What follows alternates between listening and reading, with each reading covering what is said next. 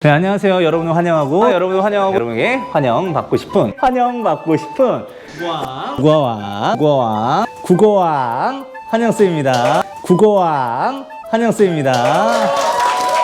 아, 역시. 일단 한시에 대해서 말씀을 여러분한테 드리도록 할게요. 한시는 한문으로 쓰여진 시를 의미해요. 역시 한문문학이라고 볼 수가 있겠죠. 아까 정업사 같은 경우에 악학개엄에 기록될 때는 한글로 기록됐으니까 국문문학이라고 보시면 되겠습니다. 근데 이 한문어로 쓴 시들은 기본적으로 정해진 형식이라고 하는 것들이 존재를 하는데, 일단 글자 수가 정해져 있는 경우가 많아요. 그리고 행수, 우리가 1행, 2행, 3행, 4행 하는 그 행수가 정해져 있는 경우도 굉장히 많습니다. 그래서 일단 한시를 글자 수로 얘기를 하자면 보통 크게 5원과 7원으로 나뉘어지는데요. 5원은 글자 수가 5개가 계속 반복된다라는 얘기이고요. 7원은 7개의 글자 수가 반복된다는 얘기겠죠. 그런데 이제 행수가 4행일 경우에는 우리가 이거를 절구라고 얘기를 합니다.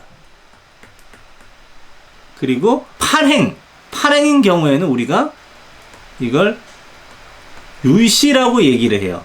근데 간혹 가다가 보면, 간혹이 아니고 사실 조선시대 같은 정약용 같은 분이 쓴 시를 보면은 8행을 압도적으로 넘어가는 굉장히 긴 한시도 등장하거든요. 보통 12행이 넘는 애를 우리가 배율이라고 이렇게 얘기를 합니다. 그런데 지금 여러분들하고 잠깐 보시면, 자, 교과서를 보세요. 얘가 지금 몇 개의 글자가 반복되어 있나요? 7개의 글자가 반복되어 있고, 그리고 4행으로 되어 있잖아요. 그래서 이 송인 같은 경우에는 7원 절구라고 보시면 될 거예요. 근데 보통 한시 같은 경우에는 행수가 짝수인 경우가 굉장히 많고요. 이 짝수가 4단 구성의 구조를 가지는 경우가 굉장히 많습니다. 이른바 아까 3단 구성이 기서결이라고 한다면 지금은 기, 승, 전, 결인데, 기본적으로 기와 결은 기서결의 3단 구성하고 같아요. 처음에 시작하는 부분, 마무리하는 부분이라고 생각하시면 되는데, 이 승 같은 경우는 오른승자를 쓰거든요. 이 오른승이라고 한다는 건 당연히 그 분위기를 좀 더 심화시키고 고조시키는 부분이라고 얘기를 한다면, 이 전이라고 하는 거는 분위기를 바꾸는 걸 의미합니다. 즉 전환의 전자라고 하는 거를 여러분들이 좀 기억을 해주시면